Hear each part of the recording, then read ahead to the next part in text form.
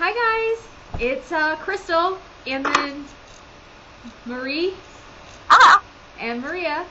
Hi. And we're coming to you in video format this week. Whoa. Yay! We're excited. We're excited. And to keep ourselves on the same track, since, you know, we always give you guys an introduction, I think that we need to go right into the intro, the new anime intro. I know we each got some asks. Who did our asks come from, guys? One of mine came from Wolfcry17, who's always so sweet. She goes, I just wanted to hear you guys' verbal thoughts on the new opening. And you got one too, Crystal, right? You got, let me find that one. You got from Gruvia-love. Hi girls, love your last podcast. It was awesome. I was wondering. Oh, that's a different one. Oh, sorry. Okay, it's from next Emiya. one. Yeah. I'm looking at the wrong one. Sorry. Okay. From, what is it, Emilia's? She goes, little question for the podcast. I'm sure this may have been asked already, but what did everyone think of Gruvia in the latest opening for the anime? And didn't you get one, Marie, that kind of relates to the opening? This kind of relates to the opening and the episode in general. This is from Imexuricus. I can't really say the name, but hello, Marie. After seeing the Gruvia opening, I am so excited for the episode, but at the same time, worried that they will screw it up. Do you think that they would make the episode super shoujo-like, or even add more humor to it? So you can answer this in the podcast, but I doubt it's not much to talk about. Oh, it's enough to talk about. Don't worry.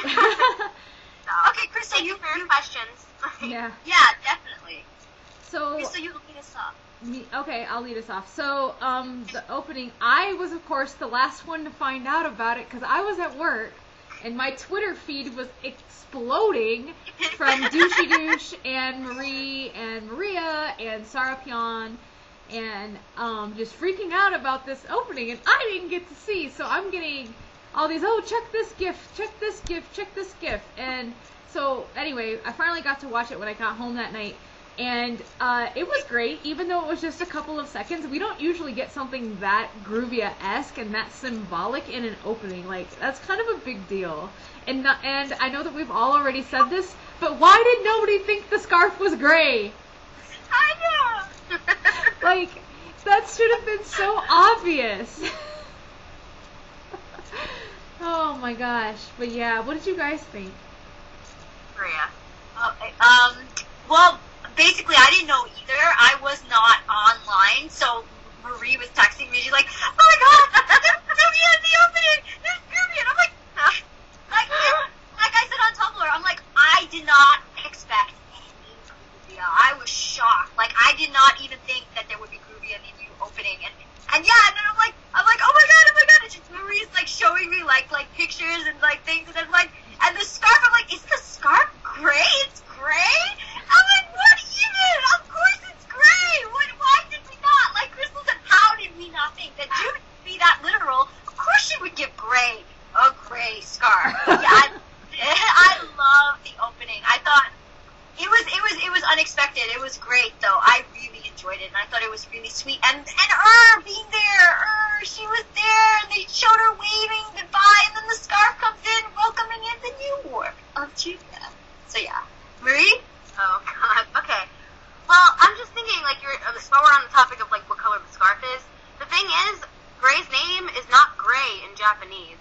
Like, his name is just Gurei. Like, it doesn't mean the color gray, but I think Mashima did it on purpose because he knows gray is gray in English. I don't know how to explain this, but like, there's a different word for the color gray in Japanese. So the scarf could have been any color. But okay. Actually, what really got me was the lyrics on the Gruvia part when it says, it's date kimi wa soba ni ite, which is, you're always there for me, basically, on the Gruvia part. So that was really, like, so true. And it really completely mirrors what Gray said to Juvia in the Tartarus arc, like, I'm here with you. Yep. Just like, you're always there for me. They didn't have it in English. They said it in Japanese, and then they said it in English. You're always there for me. So I thought that was really cute. And the line after that is something along the lines of, you've given me true or real courage. Yeah, the line after that with the scarf. And so I think that basically relates. And I listened to the lyrics to the rest of the song,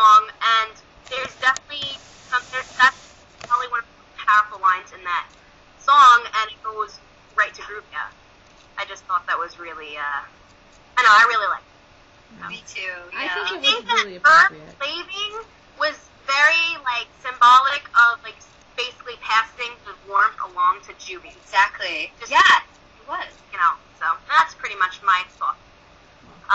I'm surprised you're so calm with your scarf pairings. Okay, but if the scarf was red, well, I think I really would have had a major meltdown. So, I wanted it to be red. I did. I thought it would be, or blue. That's why Gray I surprised. like the blue. I think it's pretty, but if it was red, I really think I would have died on the spot. So, Matching scarf. hey, don't mess with the scarf pairings, okay? It's important stuff, man. It is. That's the most traditional gift, pretty much, a scarf. That's And here we interesting. go. That just adds a whole nother layer to what I've been saying, is that Juvia would give Gray the most traditional, most traditional, most literal Yeah. gift. Okay, but back to the question that I got was asked that relates about they're worried about if they're gonna mess up the episode. Honestly, this kind of gives me hope. Is that bad to say? The opening kind of gives me hope that it's gonna be Gruvia centric and it's not gonna be like filled out with other characters like fucking Sin and Sacrifice was. That really disappointed me, by the way. Cause while we're on the freaking topic of Sin and Sacrifice, like Sin and Sacrifice was not supposed to be filled out with Lucy and Gajeel and the side characters. It wasn't. I'm sorry. Like I just. I feel like that completely took away from the episode, like the point of Ultir and Juvia and Gray and his sacrifice. It was literally like 5 minutes at the end. That completely disappointed me. So, but this one, I think, this is a 100% Gruvia episode. They cannot butcher this. Like, they can't. Yeah. The fact that they spent so much time in this opening with them, come on. Like, okay, I'm done ranting. Yeah. Someone else. Maria, you're trying. Go, Maria, go. I was going to say that I think when they fill it out with other characters, it's because they don't want to touch the really important stuff that's canon. They don't want to mess with it too much. They don't want to add anything, especially without Mashima's input, which lots of times they probably don't have. So they don't want to add. And I didn't like what they added either with Juvia hiding behind the boys. That was the worst. To me, that was the worst thing. If that was that kind of stuff that they were going to add, then I'm glad they did not add any more Juvia and Gray and anything. Because that part was really messed up. But do I think they're going to ruin the 413-day special like Marie? I have a little bit of hope. I'm a little worried about having that hope, though. I feel that hope is dangerous. Because in honesty, even when they did a little bit of the Gray dying in the opening, in the last time, I thought that looked good in the opening. I was having hope. Yeah, I had hope for that because that looked really like dramatic, Juvia's face and everything, and that turned out to be better than what we ended up getting from Juvia's reaction. So that's why I'm worried about having hope. But I feel like as long as they don't mess up what's already in the actual special, and they don't add too much silliness, and also don't add too many other people, maybe, because Juvia's supposed to be the main character, so if they're sitting around adding other couples and other things that shouldn't be in there and don't relate to Gray and Juvia, and like, I mean, I would like to see, like, that Marie's mentioned previously is, if how did Leon get there? Like, maybe show some things from there, then that would be good. That would be a good way to fill things in. So, hopefully they don't mess it up. And also, animation quality-wise, hopefully it doesn't look awful, because I'm scared about that, too. Yeah. Okay, so, yeah. My big thing, and I think, I'm not a fan of the way that they animate Juvia. I don't like the way they do her eyes. She just doesn't look like Juvia to me. But, I think that toward the beginning of the new part of Fairy Tail, she looked a little bit better than she looks now. It's like they've progressively, slowly changed her a little bit worse. So I'm hoping that she looks a little more like Juvia in the episode. That's one of my main concerns. But like you guys said, like, I'm hopeful. I think it's going to be good. I don't think that they're going to fill it out. The good thing is, and I think that we mentioned this before, is I'm glad that they didn't try to combine the Nalu and the Gruvia specials into one episode. Like, that would have really sucked for both Nalu and for Gruvia. So that's good. Match anyway. Huh? The seasons don't match. Yeah, they don't match at all because it's warm for... Well, do you ever start to think that maybe that was symbolic? Because Natsu's a fire dragon slayer, so it's warm, it's summer, and then Gray is an ice mage, and it's cold, it's winter. Yeah, I agree. So, Absolutely. just throwing that one out there. It's in that same ask, do you think that they would make the episode super shoujo-like or add even more humor? Okay, I do think they'll probably add a little bit more humor just because the anime loves humor, Gruvia, and so does Mashima, so they could add a little bit more silliness to it. But as for shoujo-like, well, the scarf itself is pretty shoujo, as another movie pointed out recently in another fandom, which completely turned shoujo. So, I think the episode will be romantic, especially because it's aired on Valentine's Day. It's meant to be romantic, and we all knew that this chapter, when it came out, was romantic because of the scarf, the symbolism, the pairing, which is the romantic. cover. It's a romantic bond. There's no arguing that. On the the cover even said Gruvia, or Gray X Juvia on the cover. It did. It said Gray X, Juvia X Gray secret story with a heart. And it said, "You've never seen Gray make this face before."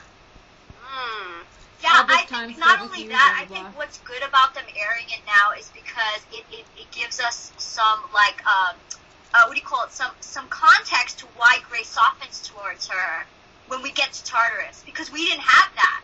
For us, this came after Tartarus started, but the anime, the people who are only watching the anime are gonna see this, and it's gonna make more sense to them why all of a sudden he's more obliging when he just rejected her. So, but now they have this there, right? Yeah, rejected her, rejected, quotation marks. So now that's there, and also the fact that it's airing on Valentine's Day is pretty huge. That they're definitely putting that in the romance. They did it on purpose. But to mention back to what you said, the other thing is that the other thing that hasn't been animated yet that kind of is going to gleam a little bit more light, I think, onto what happened is with the Groovy Bed, we have Kana and Mira talking about, what's going on? I thought he turned her down, and we're getting this before that happens in the anime. So it's like, what if Gray was still technically on that mind frame, and then that was what changed his mind before that happened? So it kind of does, it clears up just that little space right there in the middle. And it also gives us something before frickin' Sun Village. Stupid, boring Sun Village arc. Luckily, the Sun Village arc is like super short. So. Unless they fluff it out too. Unless they fill that out. I don't think so. I think Mashima knows Sun Village is just like a cool down arc. Yeah, it was a setup. It was a setup. The whole thing was just a setup for Tartarus and Silver. Yep. So. Yep.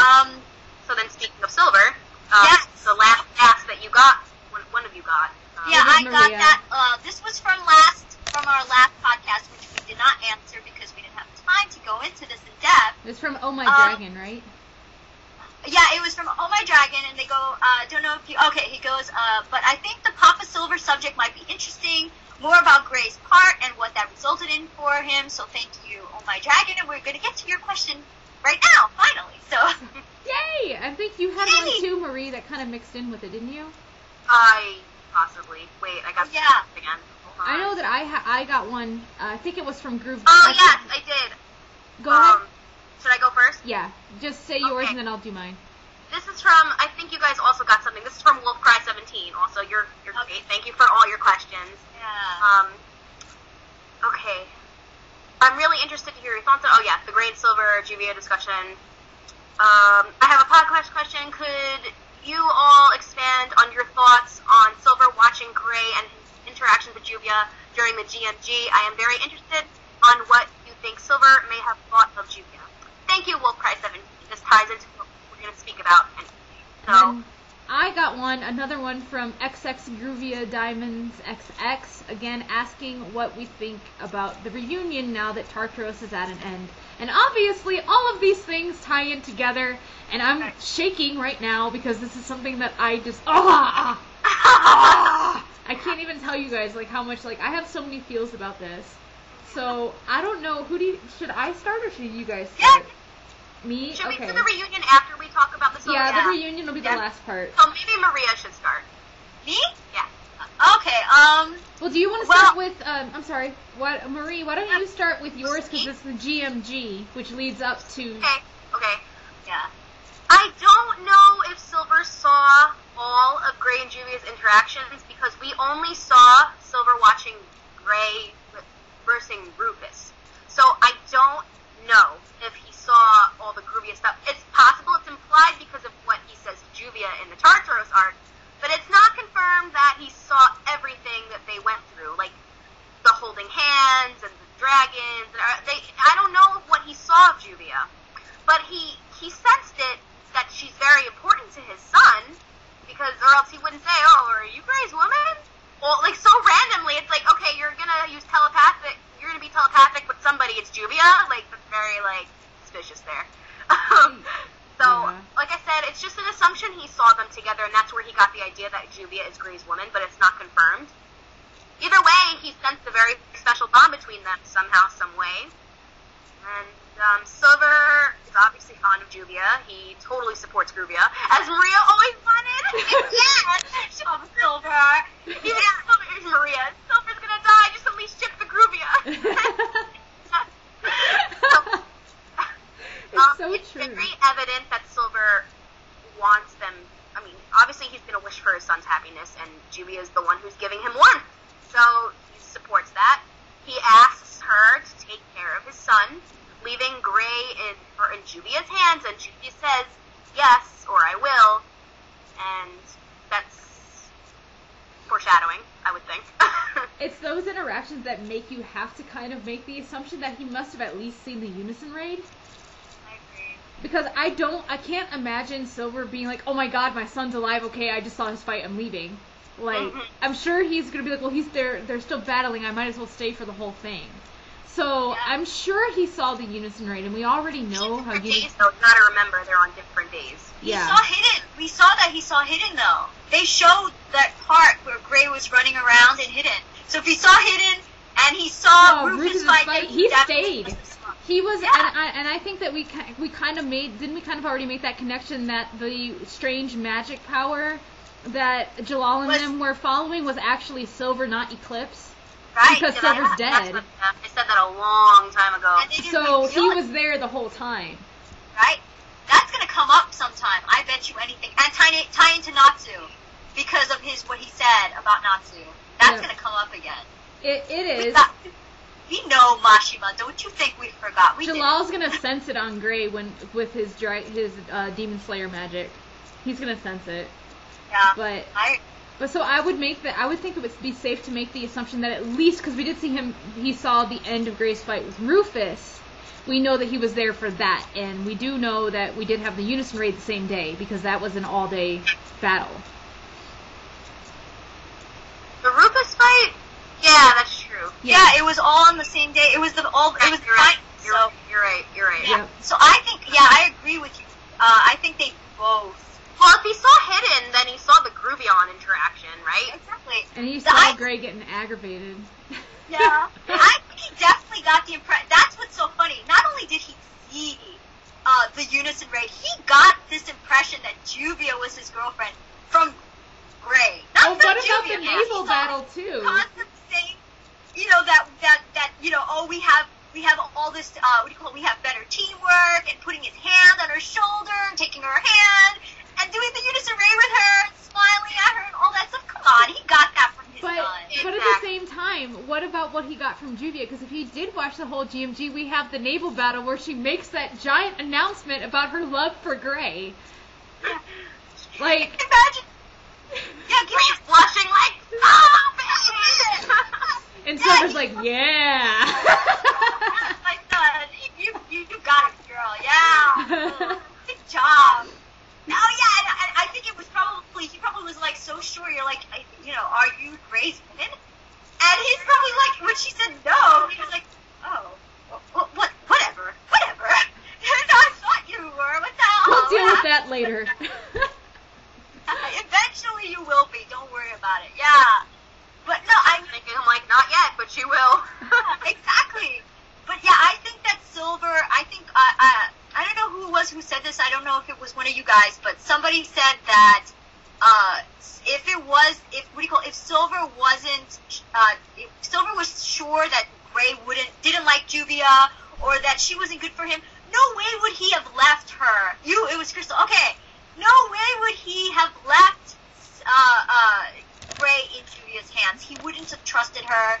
He wouldn't have done anything like what he did. The support that he showed towards Juvia, and the trust that he showed in her. He would never have done it if he thought that she was bad for him. So I thought that was really significant. I thought that, him he saw something in Juvia that was good for Gray, and that he thought that Gray liked her back to some extent. Otherwise, why think that she's his girlfriend? He had to have thought that was mutual. Mm-hmm. Well, I mean, I think Gray kind of confirmed the mutualness of it when he jumped in to protect Juvia from Silver's ice. Silver's like, I'm going to put you on ice, and Gray's like, not a chance! Like, he's like, absolutely freaking not! Yeah, he did it to draw him out. I think he absolutely targeted Juvia on purpose. Is like, where are you hiding, kid? I'm going to get you to come out, because I'm going to go after your girl. Gosh, it was like the most dramatic reaction out of them all. It really was. Nobody else made their, like, formal announcement. Like, they used their attack names. Gray's just like, screw that. Like, I'm not letting... And I think I remember seeing people posting, like, what Gray says, not a chance. What Gray means, don't you effing do this. We're not going effing through this again. Don't you dare. I said I'm going to be with her, and I'm going to be with her. Like, this is what he really meant. Like, oh, my God. That's so good. Okay, Maria, your question. Let's keep going with this. Okay, the Silver question. Okay, but basically what the question is all about Silver and Gray and Juvia and Keith. Let's talk about all of that. What happened in that situation? That whole part of that arc, it was immense. I mean, basically, it tied everything together, and it was only Juvia who was involved in that situation. Nobody else knew. Right. Exactly. I mean, they were tied together. It started, that whole part of the arc started with showing, first of all, Gray in the chapter cover, and it ended with Juvia in the chapter cover. It was bookended by both of them. It was their part of the arc, but it was about Gray, and Juvia was linked to Gray. She knew what was going on. We constantly saw her thinking about him. We constantly had her thinking, oh my God, something's going on with him. She has, like, this connection, this bond that Mashima keeps saying, their bond, their unspoken bond. And Gray also, how he always comes in nick of time to save her. He knows when something's wrong. She knows when something's wrong with each other. Yeah, and I mean, to me, that was so huge because all that stuff happened in that part of the arc with Gray's fight and Silver, and how he thought of Juvia in his head in the like huge panel. Oh my God, that was like ginormous. That's the biggest thing that ever happened from Gray's side, except for the, I'm here with you because we finally saw what Juvia, what he pictures, what he sees when Juvia is talking to him, showing him affection. This is the most amazing. She's looking for it. She's looking for it. Look at that. You're gonna tell me now that Juvia's not important to him, that he don't like her, that she doesn't mean anything. When you look at that, you can't say that because look at that look at the cover. Oh my God. Okay, like we're pretty much talking about this entire volume right now. Yeah, I have it up there too. I am looking at it. Yeah. You guys suck. I need one. Buy me one and mail it to me. It's coming out soon in English. Marie told me. She says it's going to come out at the end of this month. It comes out at the end of this month? Aww. No, my babies. You guys, no. Aww. I can't do this. You guys, what are we going to do when this gets animated? Die. We're going to die when this gets animated. But can I intercede? Yeah. For a second? Absolutely. Go ahead. So let's go all the way back to I'm Here With You. So we have the I'm Here With You, and what we always kind of, and I made a big post, this is my first major post on Tumblr, and I only posted it because Marie told me to, was Juvia's bad feeling. What is Juvia's bad feeling about? that she has a bad feeling. She can't explain why it's a bad feeling. It's not because they just went through an entire city that was torn apart when everybody was dead. She's upset about something that even Grey can't get her out of. It's a funk that she can't get out of. So there's something going on. And so my theory, obviously, was evolved into Juvia's bad feeling is actually about Juvia, and that's why she doesn't understand. And I honestly, still to this point, think that that's true. When you look at the state that she's in right now, she's still in bad shape. She got, I mean, everybody's been hurt, so I can't say that everyone had the most difficult time. She had the hardest decision to make out of anybody in this freaking arc. Like, okay, Jalal crushed his eyes. Okay, it's your own eyes. You're not hurting anybody else by crushing your eyes. Yeah. Yep. And Shit then happens. exactly. And then you have Lucy had to break Aquarius's key. But that obviously that was painful. Aquarius isn't dead. She just can't come back. Yeah. Wendy cut her hair. Big shit. But she did think she was giving up her life. She did think she was giving up her life, but she didn't. She got lucky. So that is true. But still, it's her. It's herself. And then Igneel died. Natsu didn't have an option in there. It wasn't a choice that he made for that to happen. But what you end up with is Grey can't hurt his dad. He just can't do it. Once he realizes that that's his dad, he can't do it. And who has to do it? Juvia has to do it, because frickin' every time, Juvia has to make the hard calls. What do I do? Yes. What do I have to do? She's the only person who had to hurt someone she loves and have to deal with it afterwards. She's always emotionally compromised in all of her fights. And the thing is that with this, so we have that feeling. So Juvia has this feeling going on through it. And then we get everybody combines again. They're all back together. Grey protects her. We have that major moment there. But we get Keith and Silver both notice that. And then Keith uses it to his advantage so that he can get Grey, or not Keith, Silver uses it to his advantage so he can get Grey there so he can spirit Grey away and help Grey resolve all his problems, destroy his demons, blah, blah, blah. Pretty much his dad was sacrificing himself by pretending to be Deloria so that Grey could feel that that part of his life was done. I'm still interested on how the heck he knew about Yeah. I want to know that. I'm assuming, the only thing I can think of is that once he found out Grey was alive, he searched to see what happened to Grey, how he survived. That's the only thing I can think of. I mean, it's not like he wikied it, you know? He didn't look on Wikipedia to find out. Well, I'm sure that all he has to do is grab an issue of Sorcerer's Weekly and see Grey trained by blah, blah, blah, blah, and then find out, is said to have died while closing of Deloria. Oh, okay, well, that's what happened. You know what I mean? But anyway, so while he does that, Keith singles out Juvia. And that was what was so weird, because we can say, like we were talking about earlier about the Grand Magic Games, how did Silver know that Juvia was so close to Grey? Did he watch it? Well, how did Keith know? Because Keith pulled her to the side on purpose. First off, because he could tell that there was something with Grey and Juvia going on, and that Juvia would be weakened. Second being, he knew that he was able to use her to filter out what was happening, because the way that she was reacting, the things that she would say would feed on what he was trying to build up. Pretty much he had created this scenario and allowed this scenario to happen so that Silver and Grey could destroy each other, because he knew about Silver being a demon slayer. And so he's like, well, let's let them destroy each other, and then I'm going to use this girl in case she's my backup plan.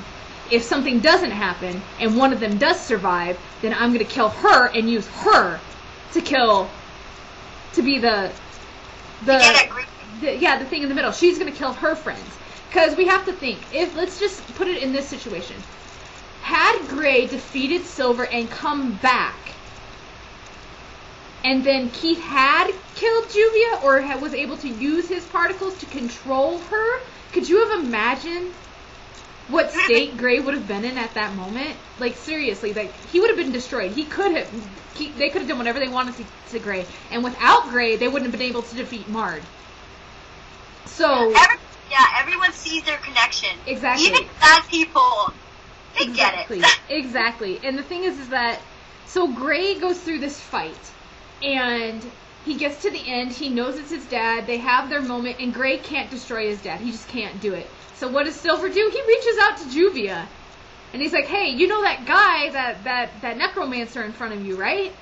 Like, he knew, because he saw her attack Keith and hit him. He knew that she was the only one that could do it. So he reaches out to her, knowing first off she has a good connection with Gray. He can use that to his advantage to convince her to get it done. Do it for Gray's sake. To do it for Gray's sake, exactly. Do it for Gray's sake.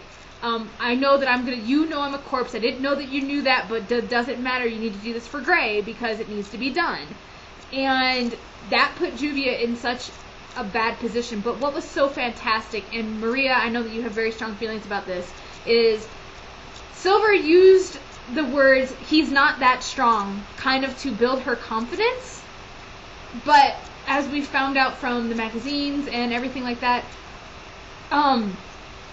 he was not physically strong, but we were shown Gray couldn't touch him, Natsu couldn't touch him, Gajeel couldn't touch him. Also, our three biggest guys couldn't touch him, couldn't hurt him, could do nothing. And the thing about Keith is he doesn't need to be strong because he could just summon all the minions he wants and nobody can touch him. So it doesn't matter. He doesn't have to be strong. His curse ability was second only to Kyoka and Mard. Mm-hmm. And his intelligence was second to Mard only. Only to Mard. Yeah. So and she beat him on those two things. Exactly. So what she did was she allowed him to build this picture of her as this emotionally weak person, which the Juvia at the beginning of the series was an emotionally weak person. And now this Juvia here is using that assumption in a situation that she's obviously torn up about, but she has enough emotional strength, more emotional strength than any other character in this series, to know I have to do it, I'm going to do it, and I'm going to let this guy think that I'm too weak. And then she uses a defensive maneuver to kill him in a bajillion pieces. So not only did she outsmarted him, but she also used his technique, his curse, to destroy him. And so every single aspect of what he did that made him so untouchable was exactly what she used to destroy him. And that is major, because the other thing is she didn't even get a power-up. She used the very first technique we ever saw her use in the series. And to top it all off, we saw how Torafusa and Tempesta reacted. They were like, holy shit! She killed him? What? And they were impressed and they were scared. Like did you see how happy Natsu looked when he saw she won? He was like, yeah. And this is what I thought was so funny was after that was we had they're like, ooh, she went inside his body, and then Juvia's like, they were inside their bodies. I'm like, they were grossed out. They were grossed out. They were really happy. Yeah, they were. It was. I mean, well, they were scared because they didn't know what happened. Yeah. They were like, "Oh crap, she's dead." Yeah. Well, and then at the end, and then the thing is that so she wins. She talks to Gray's dad. She's crying because she knows that she's just hurt Gray. She wants to be forgiven. She's broken up inside, and then she coughs up blood and passes out. And yet she's fine, and then she's not. Yeah, I don't understand Mashima. And now she's missing. She's missing. So, okay, I went through that whole thing, so you guys go make your comments. I told you, I get too excited about this because I'm you know what, I think you said it, that you've cleared that. Just, now we can continue on with the reunion because she's fucking missing right now. Okay? Oh my god, I have a lot to say about the reunion. Yeah. Let's let Marie go first because she looks like she's going to explode. Yeah, she needs to speak. I think she's missing on purpose, or else Mashima's an idiot who forgot to draw her, okay? No. Fucking Lauren is there. Fucking side characters there. Juvia is magically not with Gajeel and Levy anymore, which leads me... Fucking Planista's there! That's right. It leads me to believe that she's in bed or something, like how Laxus and them are hovering, that she's probably in the same vicinity as them, because they were not drawn. So... if Gajeel literally just leaned her up against a wall and said, hold on, I have to go see my dragon, I'm going to be so mad. I gotta take a bite of the dragons. Just be right back, Judy. That's probably true. sure, he would totally do that. Levy should have yelled at him. The next chapter is called Tartaro's Arc Epilogue. Okay, so shit is gonna be resolved. Finally. There's a lot of shit to be resolved, like, the whole council is blown up and dead. Jadal, where the fuck is Jadal, whatever. Like, okay, so Igneo came and died before Jadal came back. Like, that's just... Sorry, I really like Jadal, too. I can't even say his name right, I'm so angry right now. Just do Japanese Jararu. I'm gonna make it English. Whoops. Jalal. Jalal. A lot of shit came before Jadal came back. So. He's still not back. But, so Maria, tell us what you have to say, because she told us this earlier and we both freaked out, and I'm sure we're going to do it again. I told them that I'm probably going to write this down and I'm going to post it on Tumblr as this will never happen. But what I would love, this is my ideal of what could happen and still keep us where Mashimo wants to continuously go back to Gruvia in this way. So basically what I would love is, as I said time and time again, is Juvia can, the poisoning, the antidote could not work for her because Tempesta didn't poison her. What's his name? Keith poisoned her, so it doesn't work. And Gray's kind of like, he's in this, we saw him, he looks really, very, like numb, empty, from even where the dragons are talking, he's just like numb. So I feel like he needs something also to snap him out of that. And I feel like he's not paying attention right now, he's not even thinking about Juvia or anything, he's just thinking about the fact that he failed his dad. So, here comes, the Laxus and the Raijin Shu, and they're back. They're healed, it worked for them, and they're like, well, where's Juvia? And Juvia, they're like, that's what we wanted to ask, actually, because it's not working for her, she's not waking up. And, we wanted to know what happened, and that's when they start talking about the Necromancer, and that's when Gray's brain, like, explodes on him, because he hears Necromancer, and he's like, what the hell is going on? And then, what do you call it? They ask, so they're like, well, we need blood from that guy because he's the one who poisoned her. And they're like, well, there isn't any blood. Pieces. There was just bones from what we saw, and Gajul's like relaying it, going like she went inside his body. It was really gross, and we didn't see any blood. So, and who knows where those pieces are now anyway in all that rubble. And Gray's like, he goes off to Juvia, and we have this whole flashback in his head about when Silver was giving him his powers, and Silver is saying, you don't have to worry because the demon slaying magic acts like an antibody, so their demon particles aren't going to do shit to you, basically. They're like antibodies, you don't have to worry about that. And he's saying, he's like, but how can you give me your magic? Because he's like, you can't just give someone their magic. He goes, first of all, I'm not going to need it anymore. I'm going to be gone soon. Second of all, I can give it to you because, we have a bond, he says. You can transfer magic, but it depends on how strong your bond is. And there's only two people I could do this with in the world. One of them is you because we are bonded by blood. You're my son. The other reason, the only other person I could have done this with is your mother because our bond is far deeper than any blood. Mm-hmm. There's the flashback. He goes to her, and poor Lirska is like pissed off and old soon like she usually is, and she's like, what the fuck are you doing here? Sorry. He's like, what are you doing? And he's like, it's not gonna work. She goes, there's nothing to wake her except for an antidote. I can't make the antidote without blood for this person. And he's like, I can fix this, and he does like a transfer thing of some, not all, some of his demon powers. He's like, because he's like super powered right now. Transfer a little bit so that it works as an antibody, giving Juvia her power up that she didn't get, so that she has You're killing me. And she gets a tattoo just like him, except over her heart because Mashimo cut this part off, so you're gonna see it anyway. And she now has this, and we know that this is confirmation because they're not bonded by blood. They're bonded by something deeper than blood. We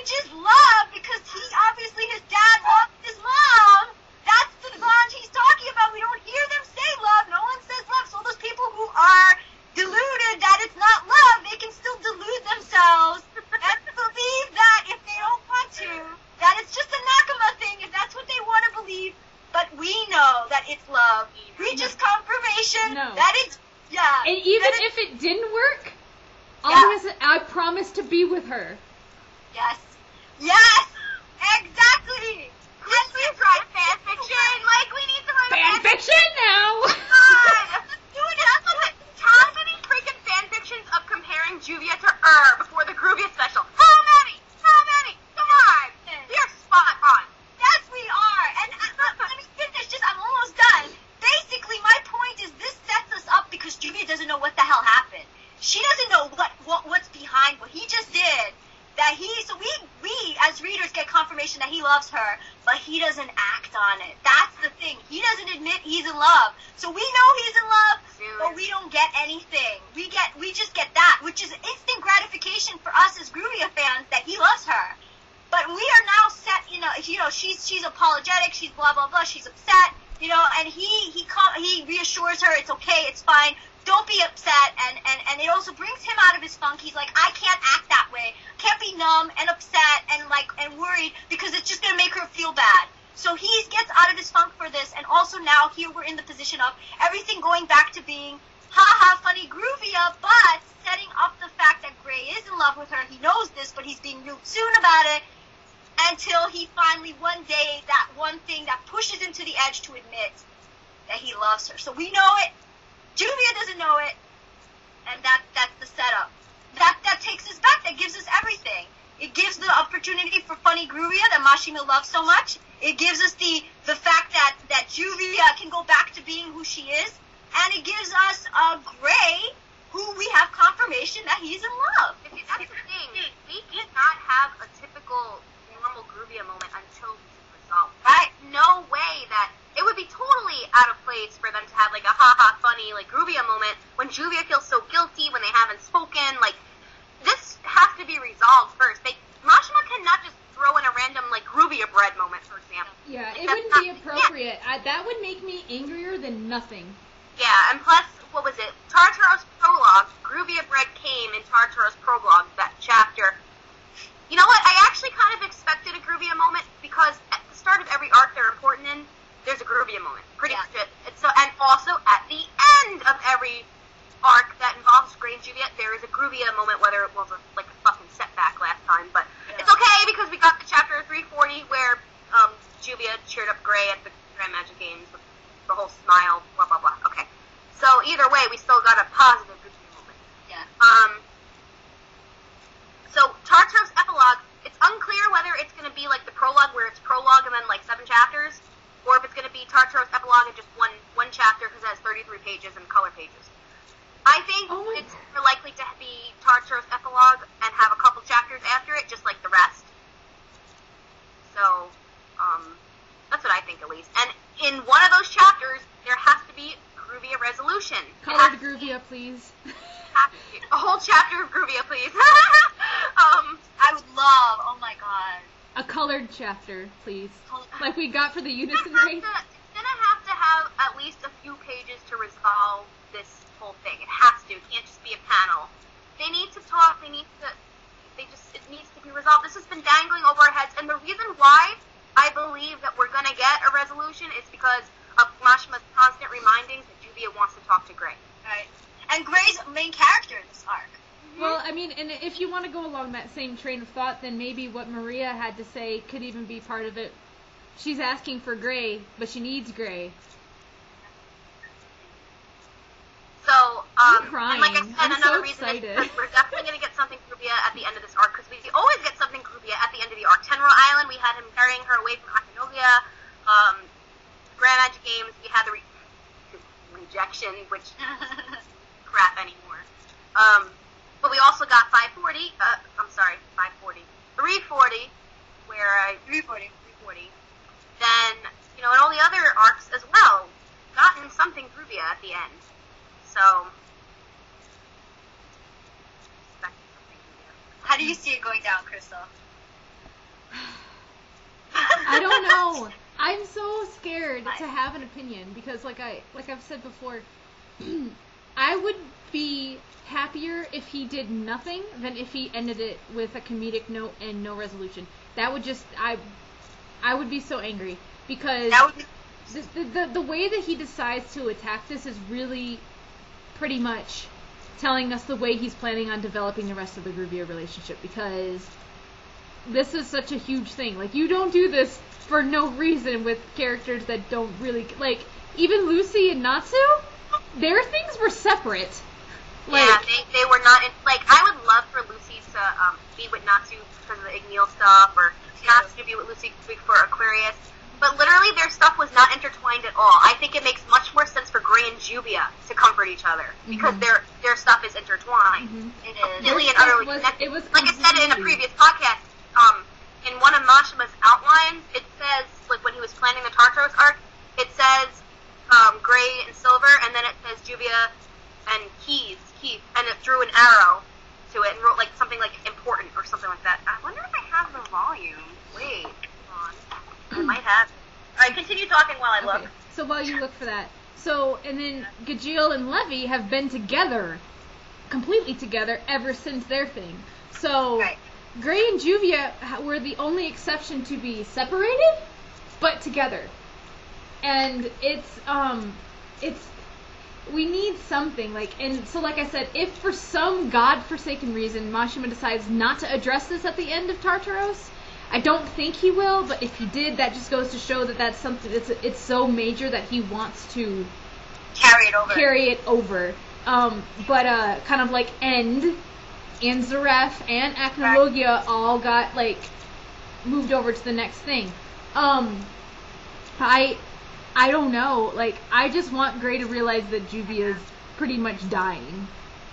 Yeah. That's exactly. all I care about. Is if she's magically, I would love for him to be in the next chapter, be like, where is Juvia? Why is she not here with everybody else? Gajeel, I left her with you. He did that in Penner Island. He was like, "Where's Juvia?" Well, the thing is he left Juvia with Gajeel. Doesn't matter. He still thought of her. I don't know. Hey, I'm just saying, if I was Gray and I saw Gajeel and Juvia wasn't Well, there, he I would be like, "Oh, where's shit, I Juvia? promised I'd What be did you do with and her? he's not with her. Why is she not with you? Wasn't she with you? Yeah. I would love, like, I mean, if it did carry over, I would accept that only because, I mean, it would be really frustrating. I know it would frustrate a lot of people if it did carry over and we didn't get really anything about it. It can't carry over because, like I said, Gray and Juvia cannot have a normal interaction without Exactly, but what if that's what he wants? Is for them not to have a normal interaction until one of them implodes and has to do something. It does suck! It sucks majorly! But you know what else sucks? Going through 400 chapters of Naruto without any Sasuke. Shit, I can't. Alright, you know what? No. We were rewarded in Naruto. We were right. I'm gonna stop there. Stop there. Anyway. I see the Hinata behind your head. If there was a change, if there was a carryover, I would love that only because I wouldn't mind a change in dynamic, especially if it was Gray pursuing Juvia for once. I think that would be great. I think that would be amazing if Juvia was distancing herself and Gray was not happy about that, or he realized something was wrong. Juvia wants to talk to Gray. She does, exactly, which is why I don't think it's going to happen. But Yeah, if it I don't happens, think it will either, but if it did, I would be happy. I would be okay with that, and I would wait for the payoff on that. Well, this is a like, podcast. We're supposed to Gruvia wonder about has this. to be, like, rewarded somehow. It's been how long? Like, since July? July. But we got frickin' spoiled beyond all reason. We did, and you know what? That little Gruvia in the opening was enough to get me really excited for the next, like, I'm just like, I can't believe how desperate I was for Gruvia. I know, right? It was a good thing. It was a fun, unexpected thing. It Definitely. really was. I didn't expect that at all. Yeah. Definitely. So, I think that Don't we expect finished. things. You will be rewarded. I think we finished with that question. Those questions. Yeah. Okay. I think that there was a really fun question that I had. Let's do a fun one first. So I got a question. I don't remember who it's from. Maria, if you could look at that for me. Okay. Asking, first off, why are Gray and Juvia so perfect? Okay, I got that one. Okay, yeah, I found yours. It says, Uterpel, or, yeah, they said, question for the podcast, why is Gruvia so perfect? Indeed. If they become canon, and they're already freaking canon for me, what would the child be, a girl or a boy, and why is Juvia and Gray so hot? I'm too overdosed because of them. Thank you, Uterpel, and that was a very, very good question. So, yeah, why are they so perfect? And if they became canon, what would their child be, a girl or a boy? And why are they so hot? Well, they're perfect because they're hot, and they're hot because they're perfect. Because Mashima made them that way. They're awesome. For me, if they would have a girl and a boy, I always imagine my headcanon is they would have both. That they would be I know it's a really overused headcanon, but I like the idea of twins. I don't know why, one girl and one boy, but I always like that. Because Juvia is so over the top that you would just expect her to be over the top everywhere. Like, she would be the one to have octuplets. She wants, well, I mean, the anime is the one who put that in, but saying that she wanted, 30 babies or something. Oh, no, was that Lucy, I think? Somebody said that. A whole bunch of kids. I don't remember. I would like them to have, if anything, a boy, because I just personally like sons, but also because I want them to name him Silver, because Silver is really connected with them. I absolutely hate it when people in fanfictions name their daughter her. I don't like it. I'm sorry. I agree. It's overused. And just...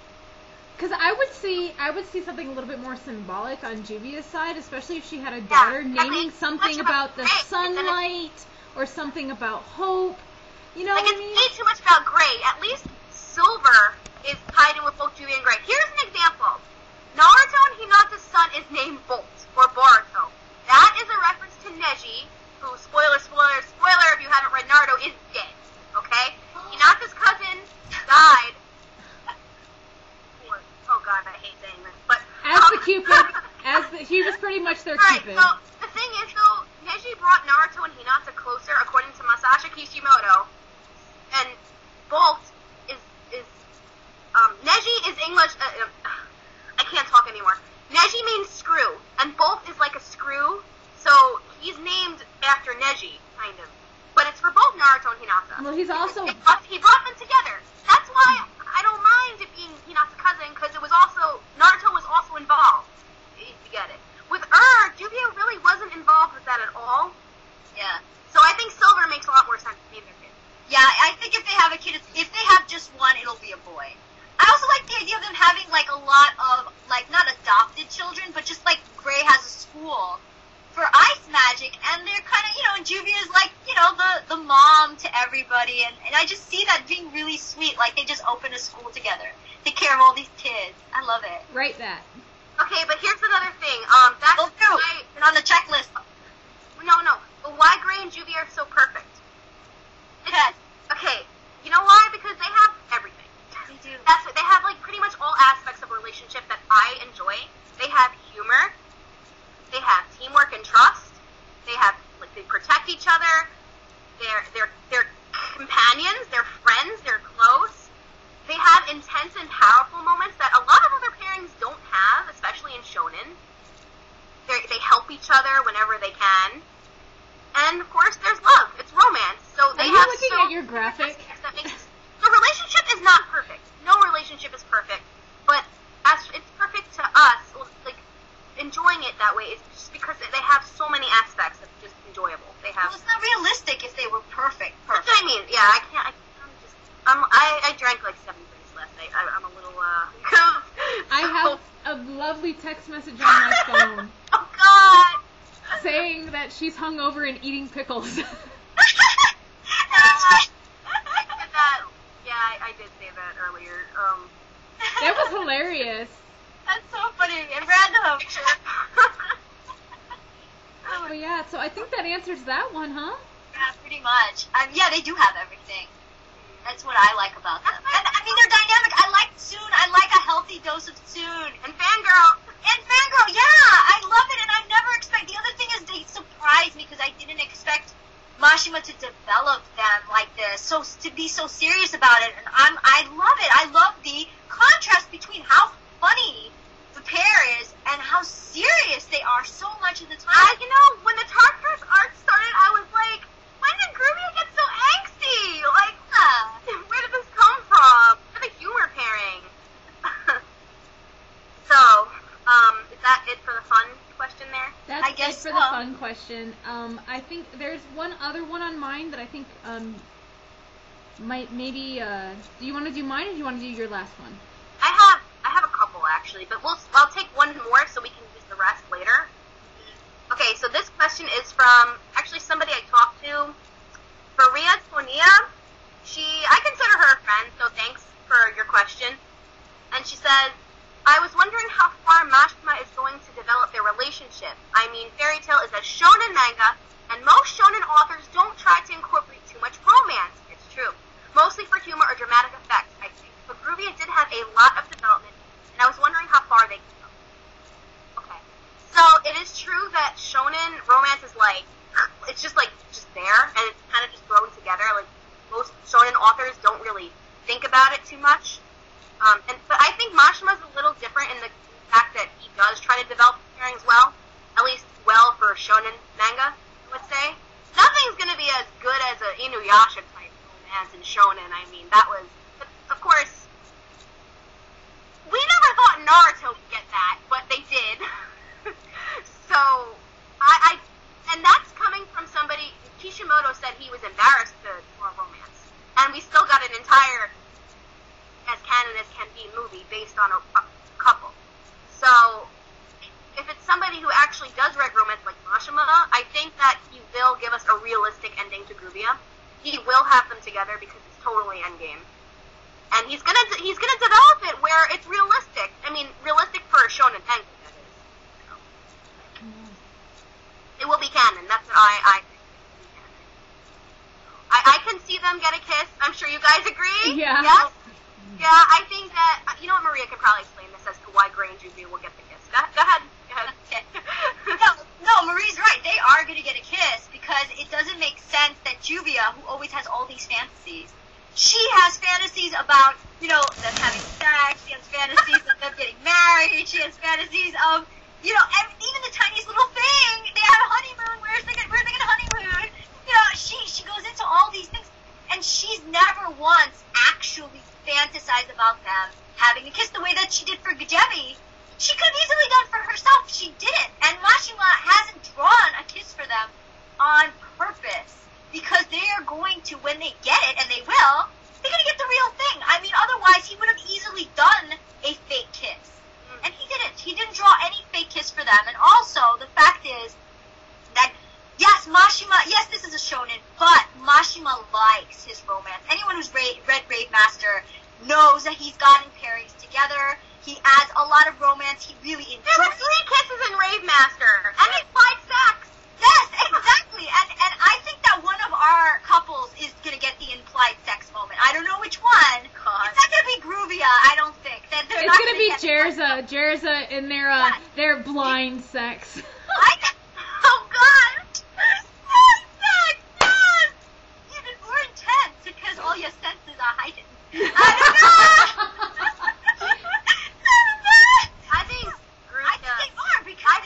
I think marriage is really stressed for Gruvia and fantasies a lot. I think that's what'll happen, definitely. I think they'll get married. I don't know if they're gonna get... I think they're gonna get married. No, I don't think they're gonna get that. I think they're gonna get a kiss. I think that too! Yeah, they're gonna get a kiss, but I don't think they're gonna get... I think we're gonna get an epilogue where it confirms everybody is married. The people, all the obvious couple. Yeah, they're gonna be married. They're gonna be married, but I mean that we're not gonna actually see their wedding. That's the whole thing. Yeah. No, I feel like we're gonna get an epilogue with all their kids. Yeah. You know that Juvia, if they got married, instead of having her gray plushie, she would have wedding photos all across her walls. There's gonna be a wedding photo. I'll say that. There has to be, a wedding photo. But I think, too, that, they have to get a kiss, but the thing is that it's gonna be one of those, I don't know, and you guys might not agree with me, it's not gonna be one of those just kind of offhand things. It's gonna, because Gray and Juvia have too many highly intense moments, it's gonna be a moment of intensity where they're not sure what's gonna happen, and Gray's just gonna turn to her and he's just gonna kiss her, because he can screw this, I can't do it anymore. And he's just gonna kiss her. And, he's gonna regret it. No, just kidding. And she's gonna melt into a puddle of water. I don't like that. I'm joking. That's sarcasm. She won't. Okay. She'll just be like... No, I'm serious though, in fanfictions, when he kisses her, some people have her faint or melt. I'm just like, no! Why did you ruin it? That's the thing I hated. This is why I stopped reading Naruhina fanfictions, because the stuttering was way too much. She didn't do that anymore. And, they would have Hinata, faint. I'm just like, no, stop. face just like she was when Grey touched her butt. Yeah, do that. Don't make her faint. Don't make her melt into a puddle. She's not gonna do that. Juvia has matured, okay? I wrote her melting one time, but she I don't care. You're an exception. You're the exception. I could go over that a little bit, but just every time it just. Okay. No, I want it to be serious too. I do want the kiss to be serious. I think it has to be. I'd be so upset if it was a joke. Yeah, no, see, that's why I said he can give them that kiss. Do not troll the kiss, but then if something could come out after, then you troll. Oh, that's inevitable. Then you troll it. Gruvia, we're talking about. It's Gruvia. Yeah, it's inevitable. So, but yeah, they're gonna get it. They're gonna get something. They're absolutely gonna have canon. They're. In fact, I really think that they're the most romantic. I mean, Jerza's really romantic too, but they constantly more screen time. Gruvia Yeah. needs more romance and because of Juvia, because of how she is. Yeah. Mhm. And that they're both main characters. You know, they don't disappear for a year like Yeah. Jalal. Yeah. Poor Jalal. Poor Jalal's fan. My God. A lot of things have happened since he Disappeared. He's Yeah. the only blue-haired character another without thing, a connection to because Gajil. That's another thing. Tartarus epilogue. Jadal! Like, he needs to come back. Like, that's something that will happen if there's a couple chapters for the epilogue. There will be. It has to be, because it makes sense. There's so much that needs to happen. Gruvia, Jadal, and the OS, and Merity, and Council, Aquarius, whatever. I don't know, like, if that's done. Do you guys completely. think Aquarius is forever gone, or do you think Lucy's key is No, going to because magically be Mishima repaired? said in afterward that he doesn't think Lucy and Aquarius will be separated forever. So right then and there, he gave it away. Okay. Yeah. Yeah, I think it doesn't make sense that forever the one spirit key will never exist again. All this stuff that needs to be resolved cannot be resolved in one chapter. No, it can't. That's why I said there has to be several. I get that there's 33 pages in it, but there could be cleanup, like cleaning up the mess. The guild, where the fuck is the guild? It's destroyed again. Exactly. There has to be a wind down. There always is. There's always a wind down. There's always like a regroup, and I feel like that can't all happen in 33 pages. No. Nobody's gonna be happy with that. And the thing says Tartarus, epilogue. So just like Tartarus prologue, it is a part. He's starting another part. And It's which is to build up to the next big thing. I think the whole point, to be honest, I think the reason we haven't seen Jalal is that his part in the story was he was supposed to have a key. He didn't have it anymore. It got transferred away from him. And the whole point of him was to increase the members of Crime Sorcery. That's going to come into play in a different arc where they're going to need that alliance. Maybe. I think you might be right, but I think it also has to do think with the that's why Magic he hasn't Council been being here. gone right now. Yeah, well, and the Magic Council's gone too, but with the Magic Council being gone, and he defeated all of Oraciones and is having them join up with him, that's just building a humongous alliance of people that are going to go through and take care of the underground work for Fairy Tail, which we're seeing there's a lot more underground to Fairy Tail than we knew because of Lumen Histore, and even when Makarov's like, I couldn't do it, I couldn't cast it, so we... I'm pissed off we couldn't see what that did. I think there's a reason. Yeah. It's got to be a dark magic. It has to be some kind of like really dark, angry part of Mavis that she had to create in order to combat that's like Zareth. whoever said, it's not Fairy Tail's light, it's their darkness or whatever. So. Oh yeah, wasn't that Laxus's dad? I think so. Yeah. Yeah, there's even in the light there's dark. Yeah. So and that's why they keep it Gildarts. It scared the crap out of Gildarts. He didn't want nothing to do with it. So, and the fact that Makarov, even when everybody was going to die, he couldn't cast it, goes to tell you that this is something huge, and it's something extremely dangerous and extremely bad. So, And he wanted everyone to forget what it is. exactly. So there's a reason that we didn't get that. But it's because Yeah. Lumen Histore is going to come up later. Oracion, Seis, and Jalal are going to come up later. We're going to need them for something. And Tartarus was the beginning of the darkness in Fairy Tail. Like, That's why it makes sense to resolve Gruvia right now, while Grey is really relevant. He's gonna that's the thing, because of the whole Grey and Natsu both have the same objective of going after Ends. I think Gray's that forever relevant. I think Gray will still be relevant, but probably not as relevant as this arc. No, Yeah, the next arc, he won't probably play a big part. Yeah. But I think that's what makes sense that Natsu is End, because they can't both defeat End, I think. Someone is End. I mean, I had a theory of Natsu versus Gray, if Natsu became End, because Gray has demon slaying powers. Yeah, exactly. But I don't know if that'll happen. It's just a theory. I think it will. It's possible. They could end up fighting each other, and Gray has to slay his friend. But he won't. Something will Of course happen. he won't. Yeah. Lucy, Exactly. it's going to be a Lucy thing. That's where Lucy comes into that, because Gray has to make that decision. And the disappearance of Juvia Blake- has to try to calm Gray down and give him the power to make the hard decision he has to make, and Lucy's the one who shows them that you don't have to do it. And that's why you have the cover with Lucy and Juvia in the same chapter that you have Gray I and love Natsu. it.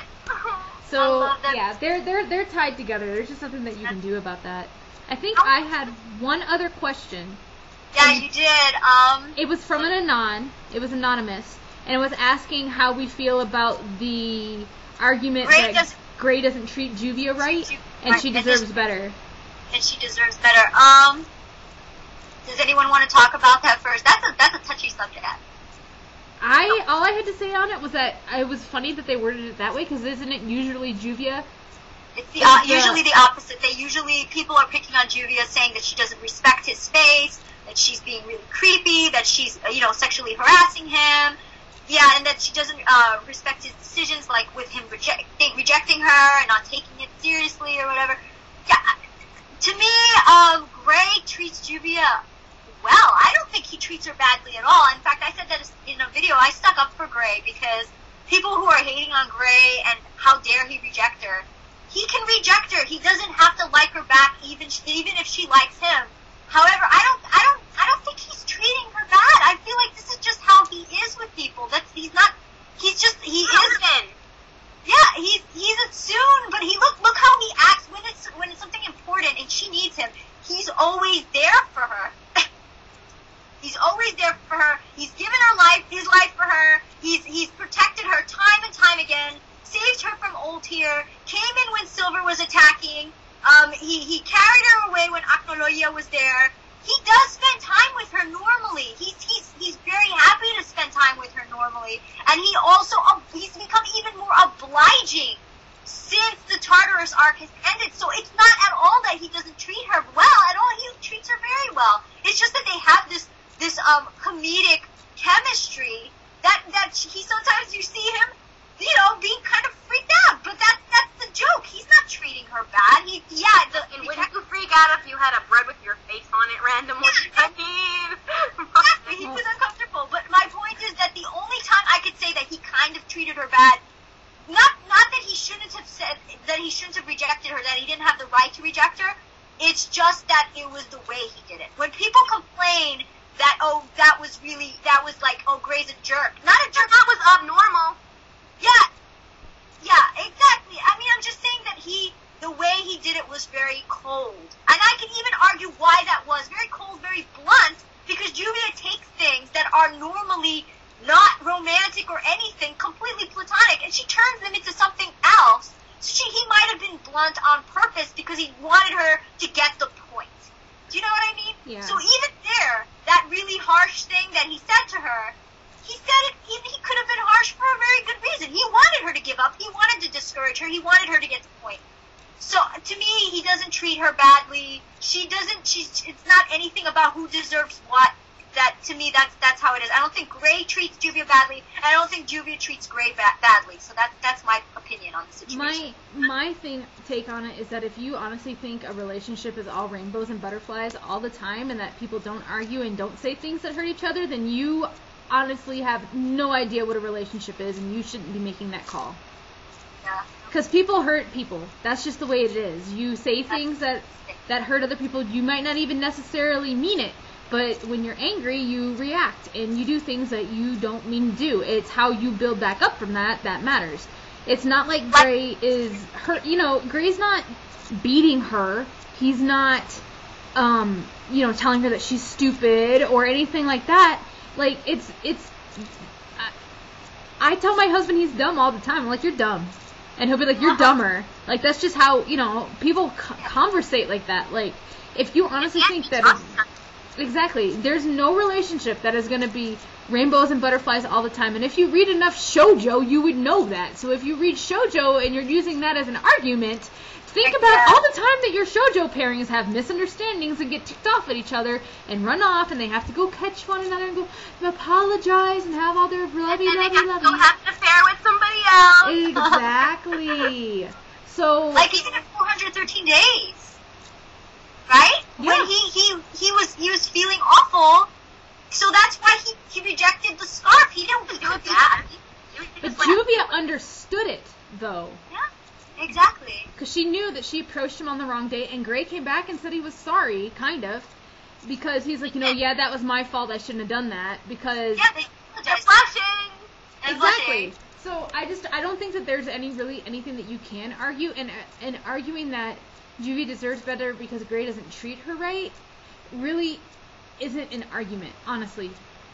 Like, until I see him punch her in the face or tell her that she needs to go die in a fire, then there really is, in a series, there's no real point in that. I mean, I can use Naruto as an example. With Sasuke knocked Sakura out and he cast a genjutsu on her to imagine him killing her. Still got married. Still had a daughter named Salad. So but the intention is the thing is that she understood why he did it. He was trying to keep her away on purpose. It's the same thing that Gray does. Oh, it was, because Sasuke said, I tried to cut all my bonds, no matter who it was. Which is something we fucking said the whole entire time, but whatever, not getting into that again. Okay. So we do have one question that I think Marie has left. I have like two questions. Two. Well, the one that I know we're going to go into next week. Next time. Okay, the one that, next week we're going to go into the parallelism between Gray, Juvia, and other pairings. But for now, this question is from A. Smith 0412. It is, do you think Juvia should have a small arc explaining her background, which in itself is enigmatic, if anything? Where did she come from? Why did the rain always follow her? Who are/where are her parents? That sort of thing. So the answer is yes. I would love that, but will that ever happen? Probably not. If anything, we might get like a few panels, like we did with Gajil's backstory with the old lady helping him, taking him in. We could probably get maybe a few panels, but other than that, I don't think there's going to be a whole arc. Because I don't. So. Yeah, I would love to have a Juvia arc, but like Marie said, ain't happening. And Mashima's not doing it. Yeah, I would love even a few panels. I would be totally satisfied. I like that Gajil got a little more backstory. I would love something similar for Juvia, because we, like the Anon said, hey, what, was it an Anon? But yeah, whoever asked the question. A. Smith. Okay, A. Smith. You're right. Like, where did she come from? Why was the rain following her? Just so many unanswered questions that Mashima probably doesn't feel like he has to or needs to answer. I would love for them to talk about this. Well, yeah, and exactly. The main thing is that she's also the only water user we know about. Yeah. There's other celestial spirit wizards, there's other ice mages, there's other fire mages, there's other people who use the gun magic. So why is Juvia the only one out of everybody? No, there even people who can use multiple magics can't use hers. No, what most intrigues me is that, but also, why did she never see the sun? That means she was always in the rain from the beginning.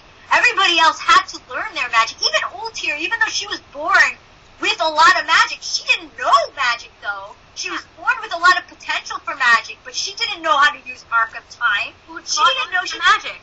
Yes, they had to learn it. So why did Juvia already was able to manipulate water to the point that she was manifesting rain? Why? That's what I want to know. It makes it sound like she was really powerful and something special about her. We're never going to find out. Mashima's not going to, that's not what she was. S-Class and Phantom Lord. Right. Yeah, she was strong, and she is strong, but Mashima doesn't use her in that way anymore. That's not the point of Juvia right now. The point is... Okay. That's exactly what I said a year or two ago, that the reason we're not seeing Juvia outside of Gray is because he is pushing Gruvia to become canon. Right now, Juvia's goals have been accomplished. She's happy. She's a member of Fairy Tail. You know, all that. She has Her development outside of Grey is done. That's why, because Gruvia still has to happen. So we don't see anything else. It's when people, it annoys me when people say Gruvia is all about Grey. She's really not all about Grey, but it's Mashima who makes her all about Grey right now because he's trying to develop Gruvia. Exactly.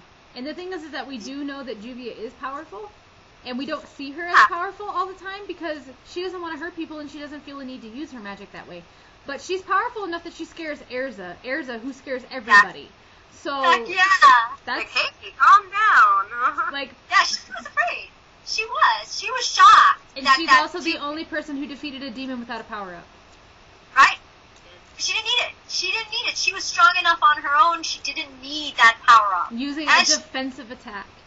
Right, and outsmarting, taking Keith down in his highest stats. She outsmarted him, and she got past his curse. His curse did not take her down. He did not stop her. She was the only one who could affect Keith. Nobody else could touch him. So, yeah, she is very strong. It's just that now Mashima has labeled her as the Love Mage. Yeah. I love that because it mimicked the Ice Mage. Right.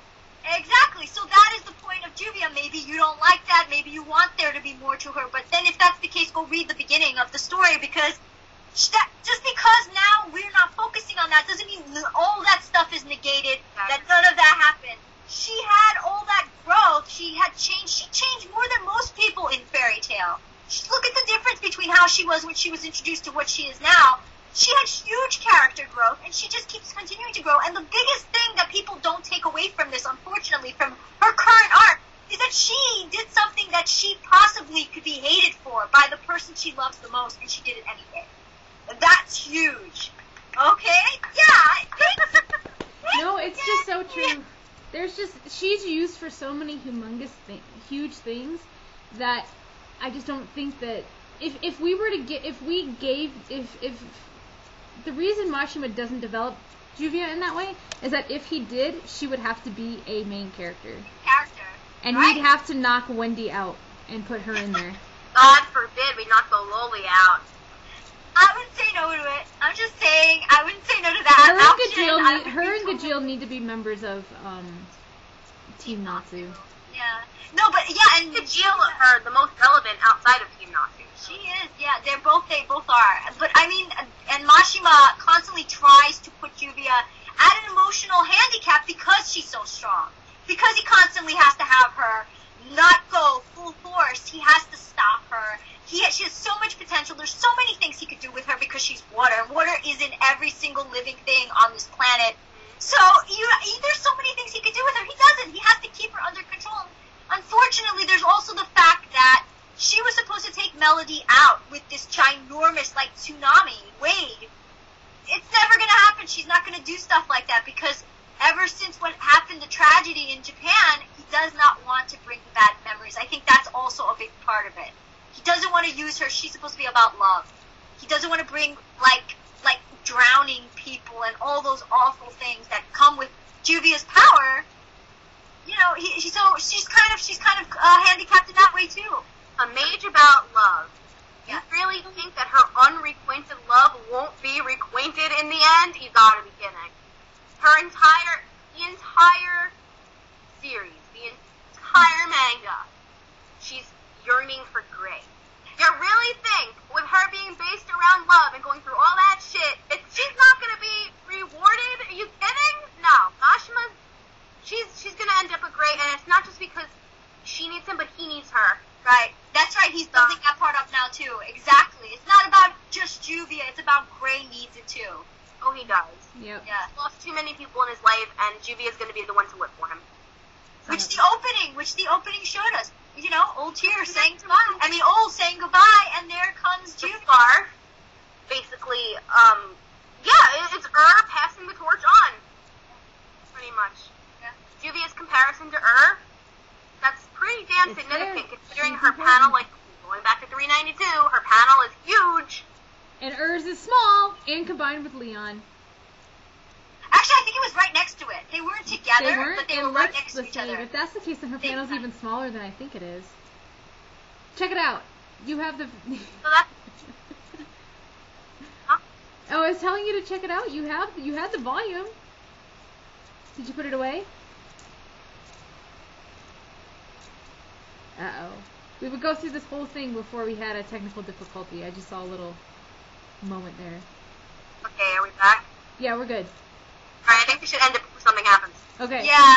Alright, guys, so that's it for this week, and we will see you again next week. Video or not sure how we're gonna do next week yet, but you guys find out. Alright, and as for the other questions that I have, I'll have, don't worry, we are not ignoring, no one is getting ignored. I haven't answered the asks directly because I wanted it to be in here. So, the people that sent me the asks, I'm gonna respond and say they're in this podcast. Okay. So, Oh, and send us more asks. Yeah, really, send us more. I feel more loved. Ever since I said I was unloved in the last one, I got like 5 questions. Okay, it works. yeah, we love your guys' questions because as you can see, Yeah. they spark a lot of conversation. More to talk about, and hopefully next week we will have, not next week because the chapter came out early, but the next chapter, hopefully there's more for us to talk about also. So. Yes. If there is, there will be an emergency podcast. Yeah, that's true. Guys, thank you for listening if you went through this entire thing. Alright. We'll talk to you guys later. Bye. Bye. Bye.